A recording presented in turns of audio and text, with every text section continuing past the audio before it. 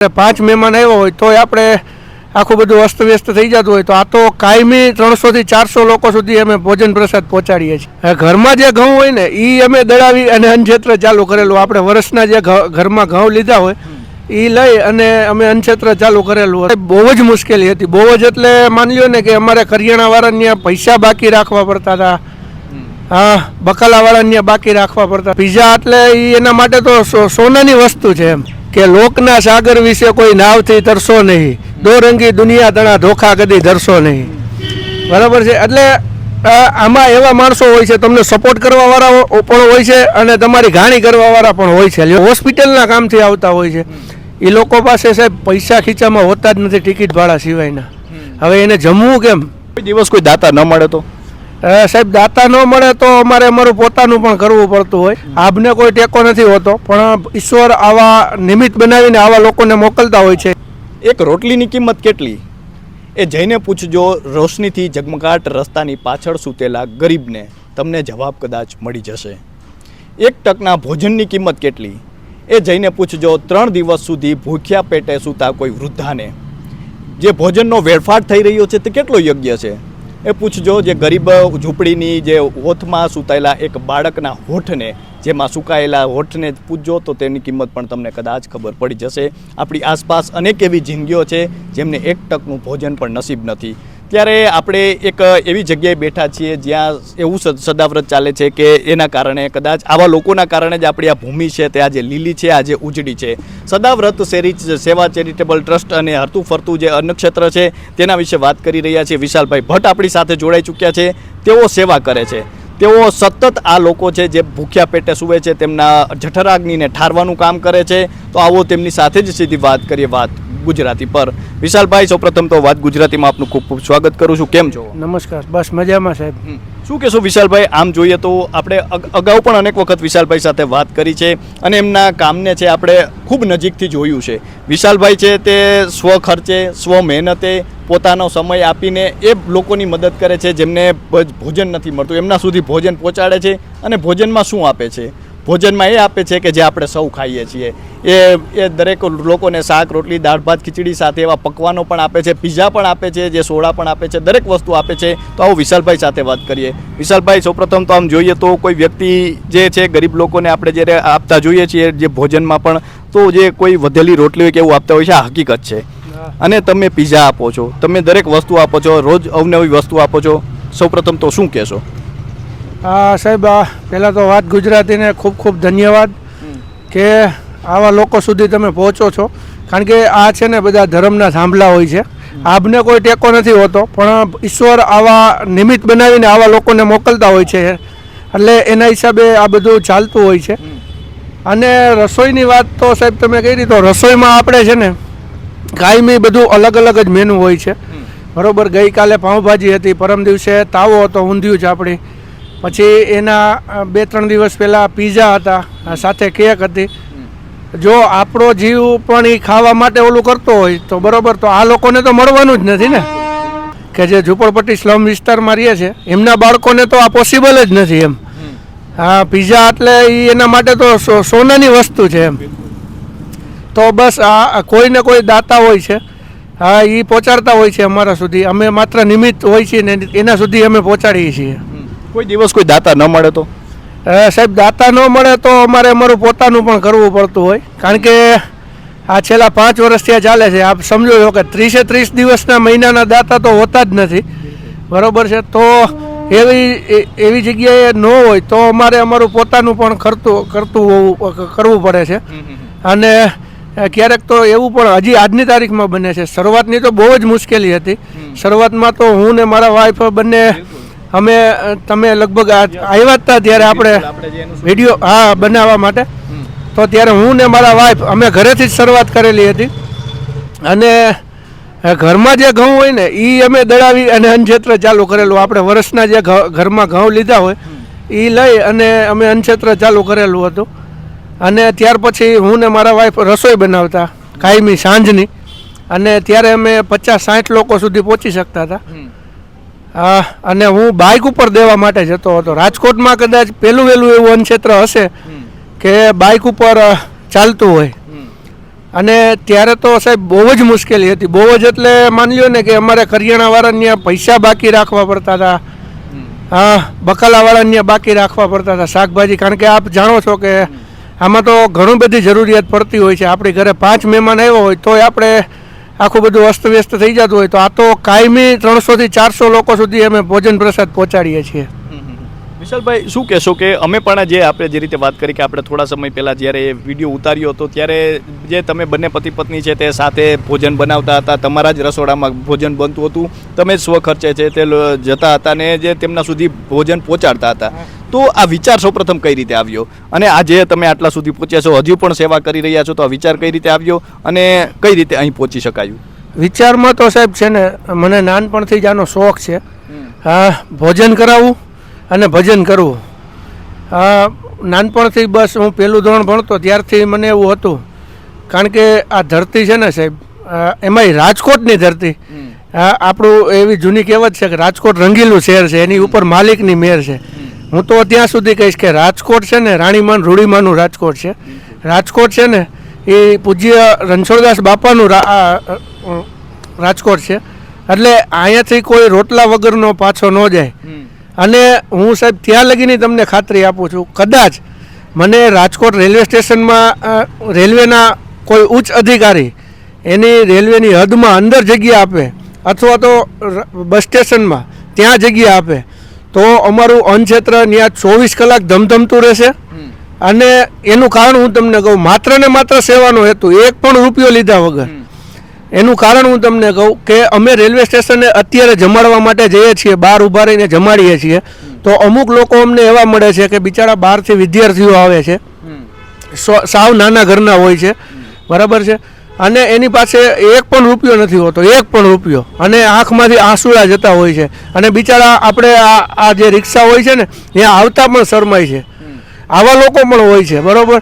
એટલે આ રાજકોટની ભૂમિ તો એવી છે કે અહીંથી બસ આ મેં તમને કીધું એમ કે રાણીમાન રૂડીમાનું રાજકોટ છે, આ રણછોડદાસ બાપાની ભૂમિ છે, એટલે અહીંથી કોઈ રોટલા વગરનું ન જાય. અને એની જગ્યાએ બસ ભગવાને આપણને આવા સદવિચારો આપ્યા છે ને આપણે 300 થી 400 લોકો સુધી પહોંચી શકીએ છીએ, એ ભગવાનનો આભાર છે.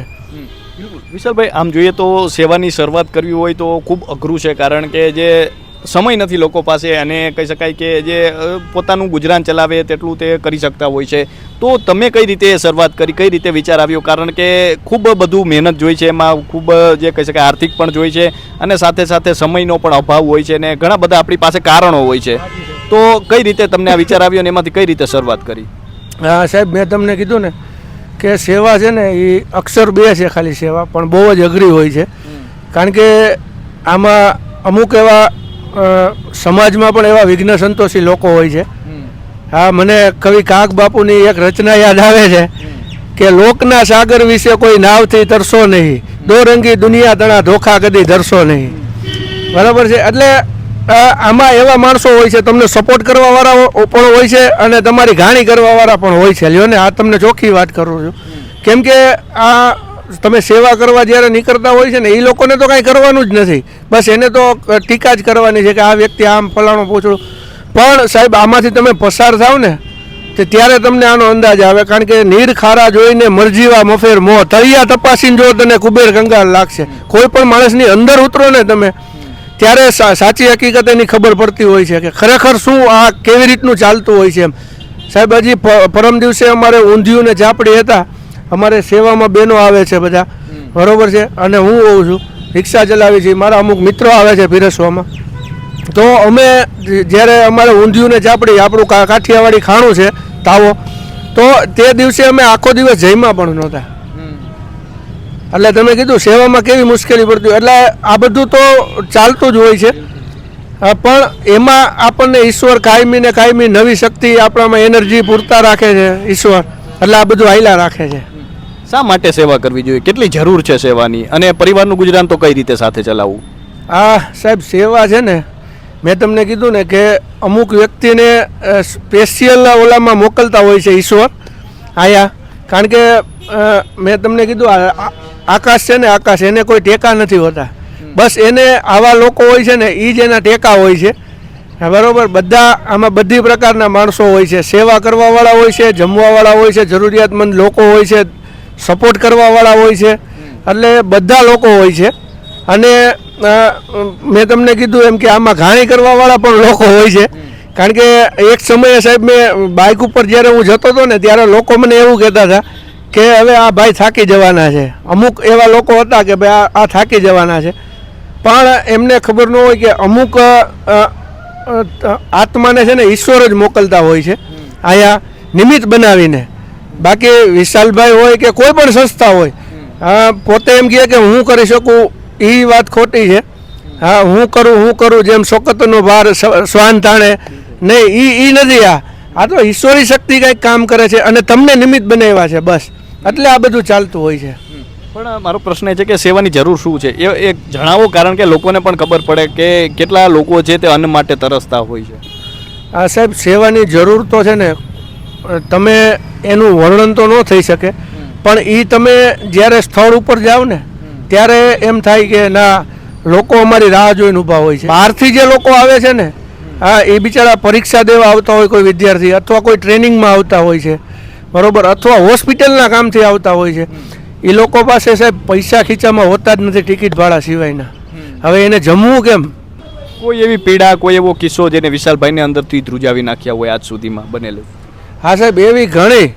કારણ કે આ તો અમારે 365 દિવસનું કામ થયું, પણ છતાં પણ એવા કિસ્સાઓ, એવા ચિત્રો સામે આવી જતા હોય છે. મેં તમને હમણાં જ કીધું કે કોઈ શમશાન યાત્રા જતી હતી ને એમાંથી કૂતરાને જે ગાંઠિયા ને લાડુ, આપણે રિવાજ છે રાજકોટમાં કે કૂતરાને લાડુ ને ગાંઠિયા નાખતા હોય છે, તો એ લોકો ખાતા હોય છે. એટલે ત્યારે આપણને એમ થઈ જાય કે ઓહો, આ કેટલી હદે માણસોની અંદર જે જઠરાગ્નિ હોય છે, બસ એ ઠારવાનું ઈશ્વર તે અમને આ સોંપ્યું છે. લોકોને કોઈને સેવા કરવી હોય તો તે કઈ રીતે કરી શકે છે? આ સેવા તો સાહેબ જો એવું નથી કે હું તમને કહું કે આપણે જમાડીને જ કરી શકીએ. સેવા અનેક પ્રકારની છે, બરોબર. તમારામાં સારા વિચાર છે તો સારા વિચાર કોઈને આપીને પણ સેવા થઈ શકે. એટલે સેવાના તો ઘણા બધા પ્રકાર છે, પણ મૂળ વાત એ છે કે નિસ્વાર્થ સેવા હોવી જોઈએ એમ. પરિવારનો કેટલો સપોર્ટ છે? કારણ કે કદાચ આજકાલ કોઈને જો સેવા કરવા જવી હોય તો પરિવાર વિશે પણ વિચારવું પડે છે, કારણ કે પરિવારની જવાબદારી હોય છે. તો પરિવારનો કેટલો સપોર્ટ છે આપના પરિવારનો? કઈ રીતે તેઓ આમાં મદદ કરે છે, અથવા તેઓ કઈ રીતે આપને સાથ આપે છે? પરિવારનો સાહેબ પૂરેપૂરો સપોર્ટ છે. કારણ કે મેં તમને કીધું કે મારી શરૂઆત જ ઘરથી છે, એટલે એમાં સવાલ જ નથી. હું ને મારા વાઈફ જ પહેલાં રસોઈ બનાવતા, અને આમાં ગાડાના બે પૈડા સરખા હોય ને તો જ આ ચાલવાનું છે. કારણ કે નર નારી હોય એક મતા તો સ્વર્ગાપુરમાં સત્તા, આપણી કહેવત જ છે. એટલે મને બસ મારા વાઈફ પૂરેપૂરો સપોર્ટ આપે છે. અને પોતે પણ કાંઈ પણ હજી કાંઈ અહીંયા જરૂરિયાત, અમારું અત્યારે અન્નક્ષેત્ર ત્યારે ઘરે હતું, અત્યારે જિલ્લા જેલની સામે પોપટપરામાં લઈ લીધું છે આપણે. તો હજી કાંઈ જરૂર હોય તો હજી XYZ અહીંયા કામ કરાવવા બધું આવે જ છે. વિશાલભાઈ, કોઈ આ જે આપને અત્યારે જોતા હોય, દર્શક મિત્રો જોતા હોય, અને એમના નજરમાં કોઈ વ્યક્તિ હોય છે, તો એ આપનો સંપર્ક કઈ રીતે કરી શકે છે? અથવા એમને પણ કોઈ સેવા પહોંચાડવી છે આપના સુધી, તો તેઓ કઈ રીતે આપનો સંપર્ક કરી શકે છે, કઈ રીતે સેવા પહોંચાડી શકે છે, અને તેમના ધ્યાનમાં કોઈ હોય તો આપને કઈ રીતે ધ્યાન દોરી શકે છે? હા, એ મારો સંપર્ક કરવો હોય તો સોશિયલ મીડિયામાં મારા વિડીયો પણ હોય છે અને મારા નંબર પણ હોય છે. અને આપણે ઘરે ઘરે જે ટિફિન પહોંચાડી છે એ લોકો મારો એમ જ સંપર્ક કરતા હોય છે, વાયા કરી. ઘરે ઘરે આપણે પેરેલિસિસવાળા હોય અથવા બ્લાઇન્ડ હોય, તો આવા લોકોને આપણે ઘરે ટિફિન પ્રોવાઈડ કરીએ છીએ. તો બસ આવા લોકો હોય તો એ મારો સોશિયલ મીડિયા દ્વારા સંપર્ક કરતા હોય છે. શું કહેશો વિશાલભાઈ, હવે શું ઈચ્છા છે? કારણ કે આપણે જોયું કે તમે જે પહેલાં પણ સેવા આ રીતે જ કરો છો, આ વર્ષોથી આ રીતે સેવા કરી રહ્યા છો, આજે અનેક લોકો સુધી પહોંચો છો, સેવાનું જે કહી શકાય વિસ્તરણ કર્યું છે ને લોકો સુધી તમે વધારે લોકો સુધી પહોંચી શકો છો. ભવિષ્યમાં શું ઈચ્છા છે? ભવિષ્યમાં સાહેબ મારો અત્યારે આપણે જગ્યા મળી ગઈ છે, ત્યાં આપણે એવો આશ્રમ બનાવવો છે જેને વૃદ્ધાશ્રમ તો ન નામ આપી શકીએ. 6 મહિનાના બાળકથી લઈ અને 80 વર્ષના વૃદ્ધ સુધી, લેડીઝ જેન્ટ્સ કોઈ પણ હોય, ત્યાં આપણે એમને સાચવવાના છે. પ્લસ એમને જમવાનું, રહેવાનું, મેડિકલ ટ્રીટમેન્ટ, તમામ વસ્તુ ત્યાં પૂરી પાડવાની છે. રાજપરા લોઠડાથી આગળ કોઠારીયા મેઇન રોડ, ત્યાં આપણો આશ્રમ અત્યારે કામ ચાલુ છે. અને એ તમામ આખી જગ્યા ટૂંકમાં ડોનેશનમાં આપણને આવી છે. 2 એકર જગ્યા છે, એટલે ત્યાં આપણું બધું પછી ત્યાં સેટઅપ થઈ જશે બધું. વિશાલભાઈ, થોડા દિવસ પહેલાં મેં આપનો વિડીયો પણ જોયો હતો. નામાંકિત હોટલોમાં આપ બાળકોને જમવા પણ લઈ જાઓ છો, તો એ કઈ રીતે વિચાર આવ્યો અને એ કઈ રીતે શક્ય બન્યું? જી સાહેબ, એ છે ને મારા ફાધરની તિથિ હતી અને મને એવો વિચાર આવ્યો કે રાજકોટની મારે સારામાં સારી જે હોટલ હોય ને એમાં જમાડવા છે, કે જે નામાંકિત હોટલ હોય.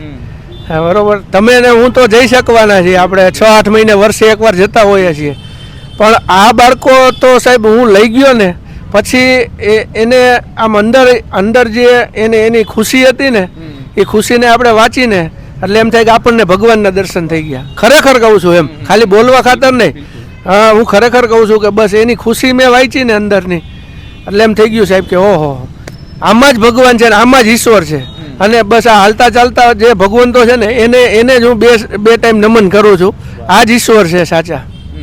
એ બાળકોને જ્યારે ભોજન આપો છો ત્યારે એમની આંખોમાં કેવો ભાવ હોય છે? હા, એની સાહેબ એની વાત જવા દો.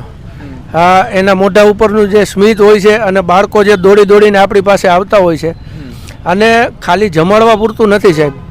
હા, આની તમામ જવાબદારી મારી હોય છે. હા, બાળકો મને હકથી કહી શકે, પછી વડીલો મને દાદા છે દાદી છે બધા, એ બધા મને હકથી કહી શકે કે વિશાલભાઈ મારે આ વસ્તુની ખૂટ છે. અન્ય વસ્તુ હા, હું એક જગ્યાએ જમાડું છું, ત્યાં એ દાદાના 2 પગ નથી, પહેરેલી પોલિયો, નાનપણથી પોલિયો થઈ ગયેલા છે અને અનમેરિડ દાદા છે. એ દાદાને હમણાં પથારી આખી પૂરી થઈ ગઈ હતી, ખરાબ થઈ ગઈ હતી.